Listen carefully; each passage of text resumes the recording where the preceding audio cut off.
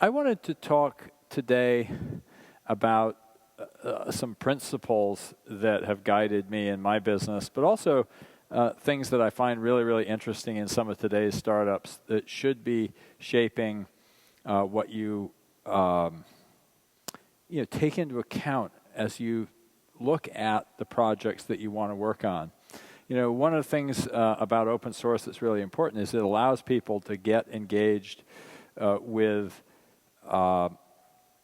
problems that are not necessarily commercial yet and turn out to be commercial later. So for example, so much open source software got started with the early web because, hey, there wasn't any commercial software, and it was how this new market got started.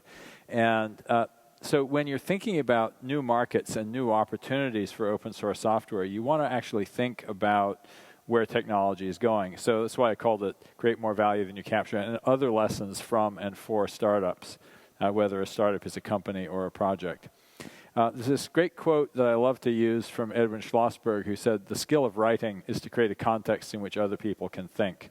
And what I want to do is give you some context by looking at some of the companies and projects that I think are really interesting. I'm mostly talking about commercial companies, but I think the principles I'm talking about are really relevant for open source developers to think about too. First company I want to talk about is Square. How many people here have actually used Square? Okay, so many of you. There's the original hardware dongle, which they used, which was a very creative hack. But then they really kind of expanded into this notion of creating cash registers for small businesses. Now, why do I find this so interesting? I kind of want to just kind of walk through that. The first lesson that I take from Square that I think is so important for anybody working in computing today, a developer, is that they have built an application that does less. You don't actually have to check in when you walk into that coffee shop. If you're running the Square Wallet app, the Square Register automatically picks you up. And so your face just shows up on the register. You think about how many times you take out that phone and you're fiddling with it, and you're trying to, I got to check in here, do whatever. Your phone already knows pretty much where you are, and I think people are starting to move into this sensor world, but I think it's really, really important to take that deeply into account. I wrote a blog post about this called Context-Aware Programming, where I was sort of griping about some of the apps that I use that don't take advantage of all the information that they actually have in the sensors on the phone. So this applies, open source has got to actually be, moving into this mobile world, thinking about how all of our devices are increasingly imbued with senses. And if we don't actually take advantage of those senses, we're going to end up being out of step, because the programming models we grew up with, where you're in an event loop, where you're looking for a specific user input, is very, very different than a world in which the phone has 30, 40 sensors and you're 100 sensors, and you're kind of just trying to kind of get a sense of your of your environment to make better decisions on behalf of the user. Obviously the second really interesting lesson from Square is that hardware is increasingly as much a part of the toolkit as software. And it's super important for developers to get involved in the maker movement, to get a sense of what you can do. Back when Jack Dorsey first showed me Square, they were just, they were hacking on this thing, and they come up with this clever idea that they could use the audio port of a phone to turn it into a credit card reader, and they were kind of working with the internal electronics of that little throwaway dongle. And so it was a hardware hacking thing. And again, I feel like you'll see more and more hardware here at OSCON, because hardware is the new software. It's mutable. The third lesson that I really take from Square that's super important is one, I'm using a phrase here that originally came from a guy named Dave Stutz, who when he left Microsoft, it must have been, in the late 90s or not long after the turn of the millennium. He wrote this wonderful letter. He was the guy who was in charge of open source at Microsoft from a developer point of view. And he wrote this parting letter to Microsoft where he said, "Stop looking over your shoulder. There's plenty, of stuff to invent. There's plenty of value to be captured. Building software above the level of a single device." And that phrase stuck in my mind, and I've loved it ever since. But think about it with Square. It's a system. Between your phone, the register app, the cloud data. All this stuff is working together to create this user experience. And this is an idea that, fascinated me back, right around the turn of the millennium. We did a conference called Building the Internet Operating System, which at the time seemed a little bit like a crazy concept. But it was really like, oh, wow, what happens when you actually do take the network as a platform? And the last decade and a half has really been working out that idea. People are pushing it further and further and understanding, wow, we're building systems that embrace multiple devices working in concert, with a cloud backend, with data, with algorithms that help put all that together. So think about software above the level of a single device, whatever you're building. The fourth lesson that I see implicit in Square was this idea of harnessing network effects in data, which is central to how I sort of thought about what open source was going to enable. Any who followed my work on what I called Web 2.0 was it was really about how, as open source software commoditized the software business, we were going to end up with power transferring over to data. One of my principles was data is the new Intel Inside, and we see that with companies like Google, where the massive amount of data is their source of lock-in, not their software. And particularly data that gets better the more people use it. And so you think about Square, it's a data play, and Jack, when he started out, I don't know to what extent they've actually done this in the Square app, but he was really talking about how they were going to use social network data. They were really kind of figuring out how you could trust people differently because we know a lot more about them. And, there's clearly also a data play in that Square becomes more useful to the extent that you actually have credit cards on file, pictures on file, so that, you can be identified by that cash register. And this sort of data revolution, again, clearly is a trend that has to touch anything that you're doing, whether it's commercial or open source. The fifth lesson that I took from Square is to rethink workflows and experiences. This is, like this wonderful app where, you walk into a coffee shop and you basically never have to take out your wallet and you walk out. A great user experience, but it's also a change in the experience of the people there in the, behind the register. And this idea of rethinking workflows, I think, is really, really important. So often we're still thinking about apps as single-person apps as opposed to, wow, there's a whole set of people who are interacting, and how can our software actually help orchestrate that interaction? I'm going to come back to a couple of other examples in a moment. But, another company that used software to rethink a retail experience, even more powerfully, is Apple. You think about, you go to Best Buy, right, or any superstore. You can't find a salesperson anywhere. It's a terrible experience. And sure, they put in a little bit of technology now. You have self-checkout stands in the front, so they have even fewer people to help you. And then you contrast with the experience of the Apple Store, where it's swarming with people there to help you. They're all enabled with smartphones. They can check you out on the spot. They have inventory information right there in their hand.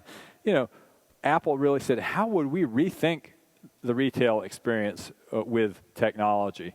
And again, I would sort of urge you, as you go out there and you think about projects, don't just think about single-person apps. Think about like some entire experience. So this idea of kind of the retail salesperson with smartphone superpowers, I think, has application in a lot of other areas. You could easily imagine going to a pharmacy, for example, and the pharmacist is looking up information on the fly using their Google Glass-like device. I think that's where Glass and its, inevitable follow-ons will really have their first application, are in, business contexts where people are actually needing to do information retrieval, on an ongoing basis. Now, Actually, there is another whole side to glass. How many here have tried it, actually? Any of you? There's a couple things I just love to point out. There's a lot of people freak out about the privacy aspect of glass. But there's two ways that you can take a picture or a film with glass. One of them is you reach up and you touch it and you click. The other is you talk to it and you say, "Okay, glass, take a picture." So it's not like that you're being silently recorded. Not only that, when you see somebody walking around with glass, if you don't actually see the little screen lit up, it's off. So just it's not really the privacy nightmare that it's been depicted as. But kind of back on this idea of people and applications really kind of creating new workflows. We really are moving from information retrieval to information fabric. Google now, for all its flaws, and there are many, I go, why is it still telling me how far it is or how long it will take me to get to the place I went yesterday? I find some of that sort of odd. There's also, anybody who's used it has an amazing experience where it says, wow, your flight is delayed, and it just sort of pops up. It gives you information. This is that context awareness that I was talking about, actually delivered in an active way. And I think we're going to be doing more and more of that.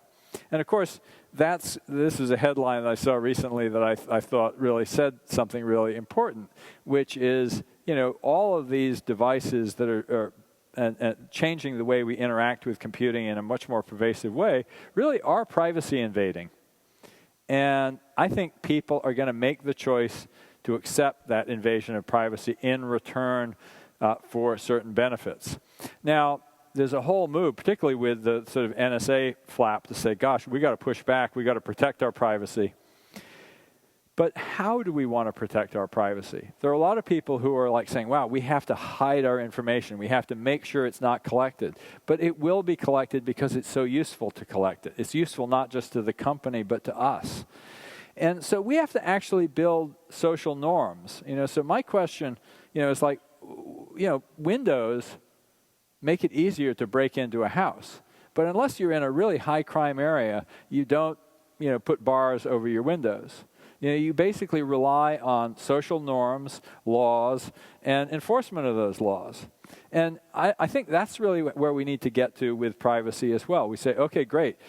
I gave you my information for this purpose. I'm happy to give you my location so that you can give me directions. I may be even happy to give you my location so you can make me special offers. But I didn't give you permission, to follow me, for example, for police purposes without a warrant. And we have to actually strengthen our laws to make sure that actually, that we actually hold to the compact with which people gave up their data. Now, next lesson that I want to talk about in sort of today's technology is rethinking the possibilities of man-machine symbiosis. How many of you here have heard my riff about the Google self-driving car? Any of you?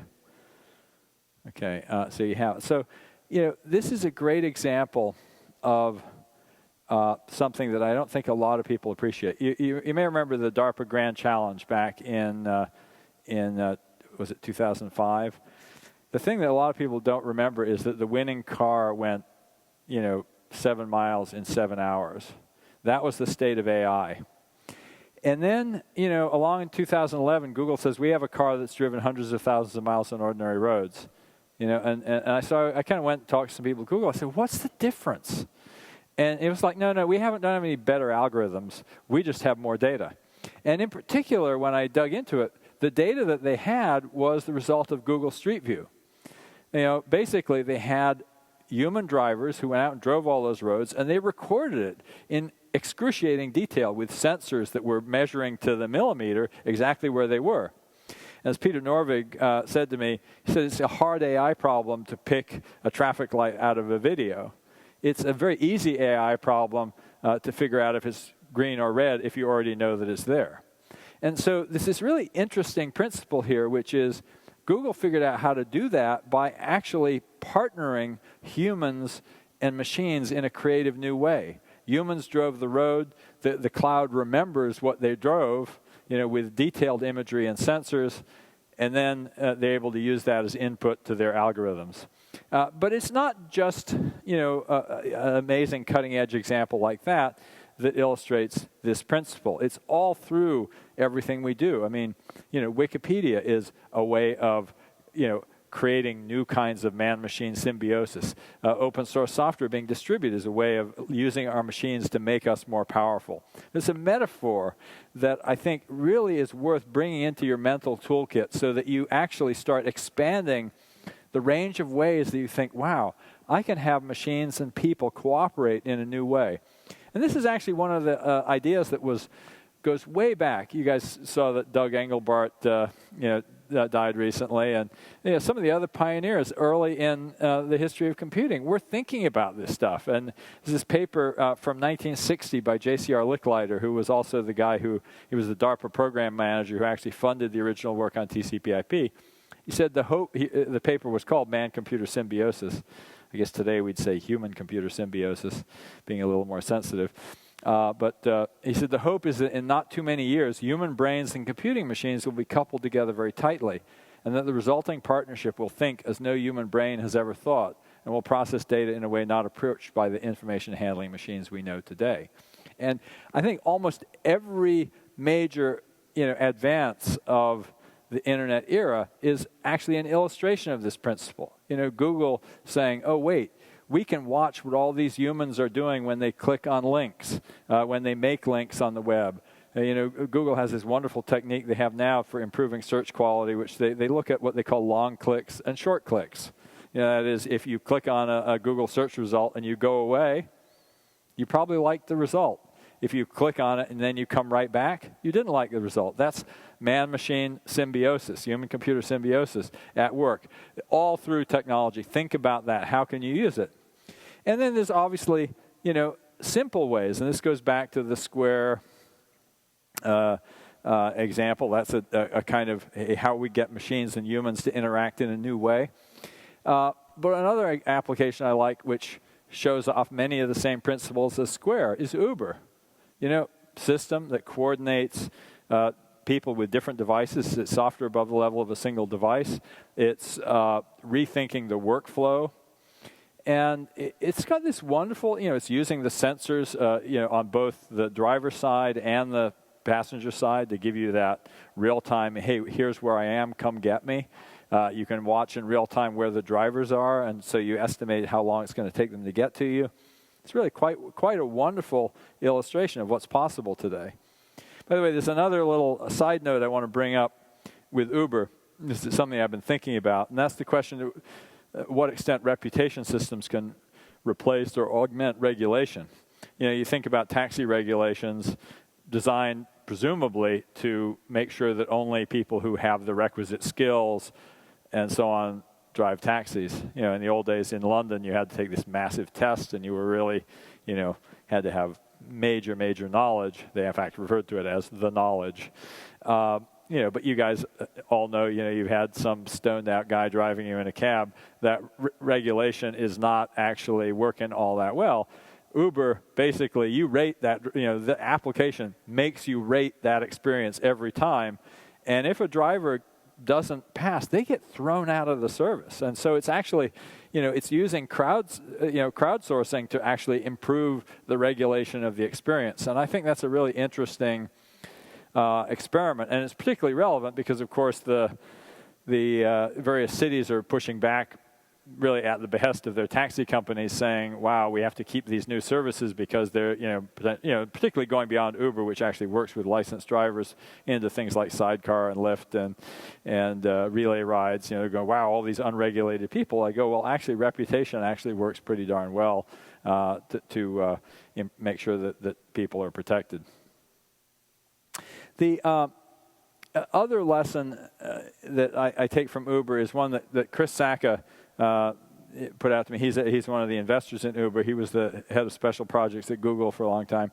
He said, what I learned from Google is to only invest in things that close the loop. So many of those experiences at Google are driven by data where they're actually observing, what happened and learning from that experience. And Uber is a close-the-loop application.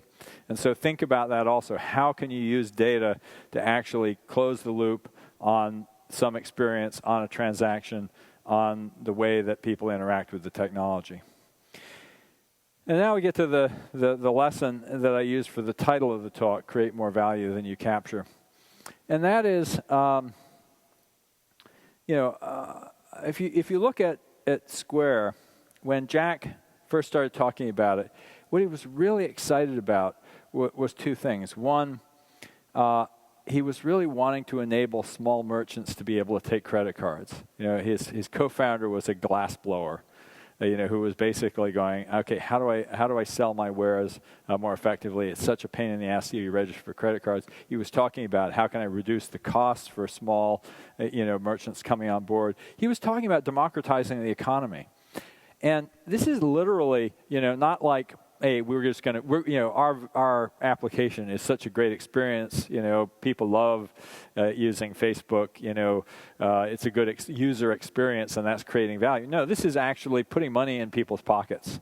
Uber actually improving utilization of cars. I mean, I've talked to drivers of Uber, both on the taxi side and the limousine side. They love it because it actually gives them more use of their time in their vehicle and increases their income. And so it kind of brought back to me this wonderful passage that I've always loved from Les Miserables, about the good that Jean Valjean is the main character. He does as a businessman. He's actually on the lam, and he kind of goes under a pseudonym, and he becomes a businessman. And he makes this entire region prosperous. And I love the quote from this wonderful 1880s translation. It says, "There was no pocket so obscure that had not a little money in it, no dwelling so lowly that there was not some little joy within it." And then it goes on, it says, "Father Madeleine," which is his pseudonym, "made his fortune, but a singular thing in a simple man of business. It did not seem as though that were his chief care. He appeared to be thinking much of others and little of himself." This is a guy who was basically building a business that was enriching the society that he lived in. And this is super important. It's not enough just to create value for your customers. Microsoft created enormous value for all of us, for society, by democratizing personal computing. Walmart has brought down prices. Google, amazing access to information. Amazon, access to be able to buy virtually anything. And all of these companies actually created value for a lot of other people. Vendors, Microsoft, created a whole software industry in the PC software industry. Google drove traffic to other websites. But increasingly, you look at the arc of these companies, and they're saying, well, we're actually trying to improve the user experience, so we're going to deliver this service ourselves. And it's a slippery slope. I don't quite know where the right balance is, because I actually look at some of the things that Google has integrated directly into the service, and I say, yeah, that is a really good consumer experience. But I also see how they're increasingly competing with their ecosystem. And I want to think a lot about how does a business actually build an ecosystem. And the really great businesses think about this, and I think they're focused on how do I create that ecosystem. And the reason why it matters so much in capitalism was explained by a guy named Nick Hanauer, who was actually Amazon's first non-family investor. He's now a billionaire. But he gave a talk at TEDx last year that's really worth watching. He kind of said, he says, I'm sick and tired of hearing about how capitalists create jobs. He says, the only people who create jobs are customers. And we built an economy where we're basically undermining our customers. They don't have enough money to buy our product. The hollowing out of the middle class. He said, we've got to solve this problem, because I can be as creative as I want. I can make the most amazing things. And if nobody has the money to pay for it, the whole thing falls down. And I think that's a really key point. And there was a story which some of you may have seen. If not, you should have seen it. McDonald's recently, in an attempt to help their employees, did a little, posting about how employees could budget. When you look at the budget, it's truly frightening. It shows that, full-time employee, they basically show you have to have a second job. You don't actually have any money for health insurance. You don't have any money for gas, heat. It's kind of terrifying, and there's a lot of people who are put into these jobs. A wonderful book that you can read on that subject is Barbara Ehrenreich's Nickel and Dimed in America, of just how hard it is to make a living on a minimum wage job. You just cannot survive. And, this is the economy we're building because people are not thinking about this idea that we actually have to create value for the entire ecosystem. Now, clearly, open source software has done a huge job of that. We have built, so many of these great companies are built on the backs of open source projects. We've given away value. Anyway, this is one of the themes that Obama has been taking up lately, which is this idea of middle-out economics, that we really have to focus on, building up the middle class. But, there's this sort of mythology out there, which has been out there for the last, few decades. I think it came out in the 80s, this whole idea that the obligation of a company is to create value for its shareholders. I mean, you'll literally see people saying it's a legal and moral obligation. It's really not. It's a big lie of modern business. You've got to create value for your customers. You've got to create value for society.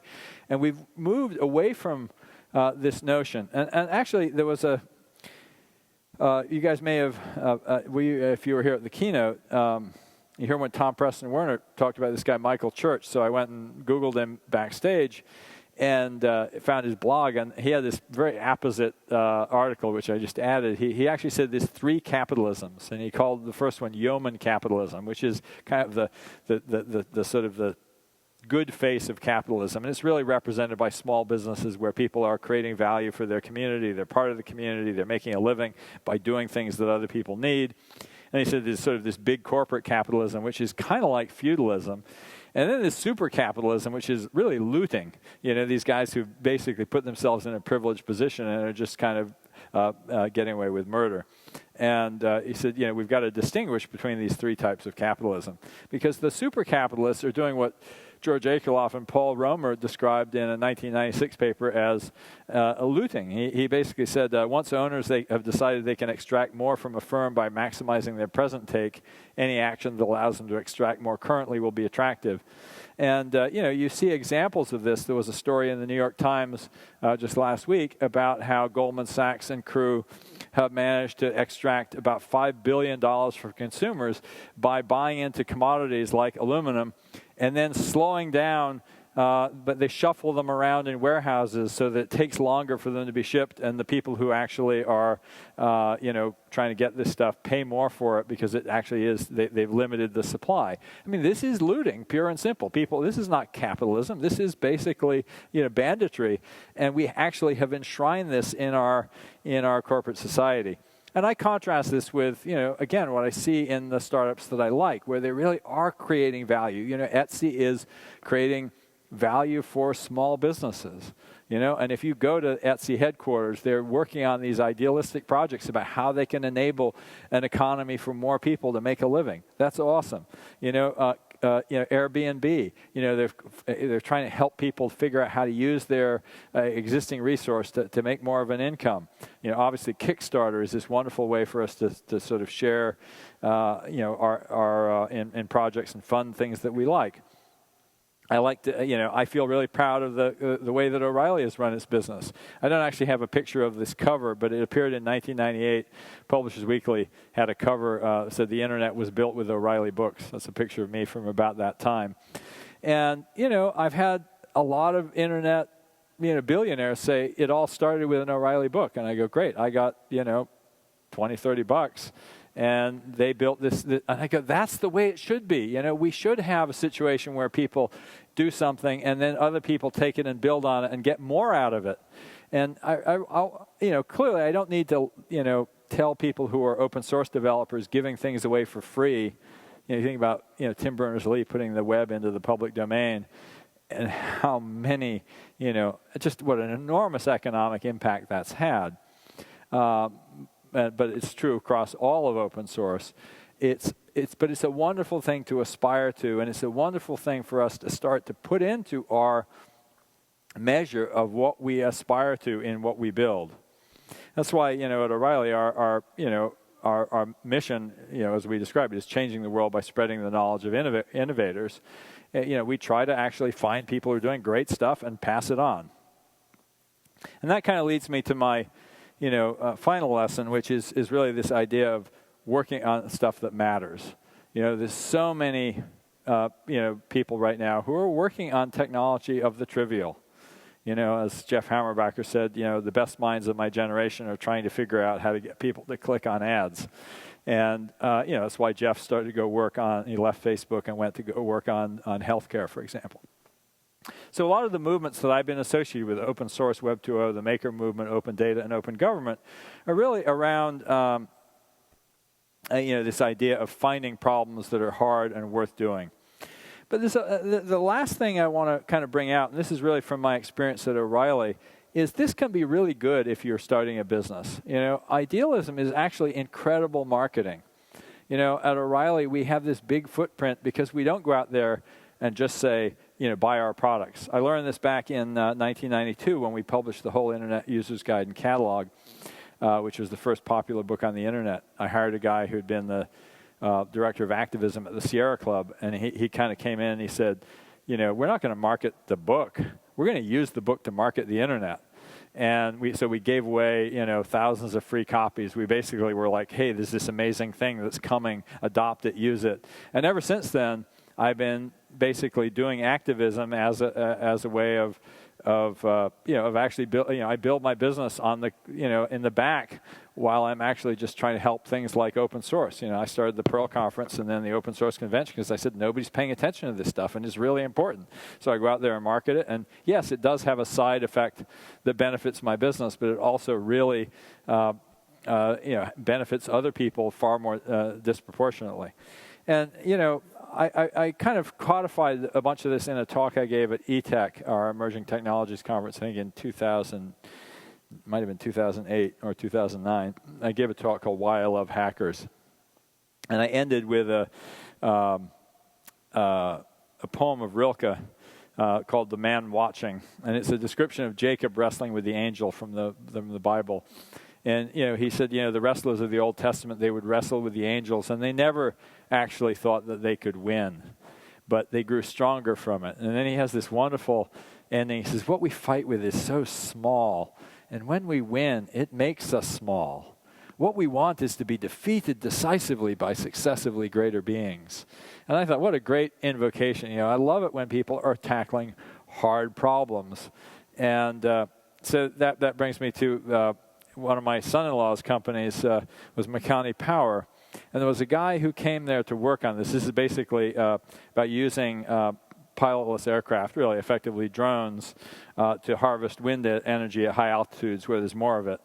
This company got acquired by Google recently. But the story I want to tell there was a guy who'd been a Wall Street hedge fund guy. He was a mathematician that Saul knew at MIT. He was really good with math. And he left the hedge fund world to come out and work on Makani. And when I asked him why he did it, he said, because the math is harder. And I love that. He wanted to go work on something hard. And that's what the wrestlers of the Old Testament were doing. And that's, again, you may have heard this morning about Code for America and what we're doing there. But we're trying to do something really hard, which is fix government. It's it's badly broken. It needs fixing. Let's do it.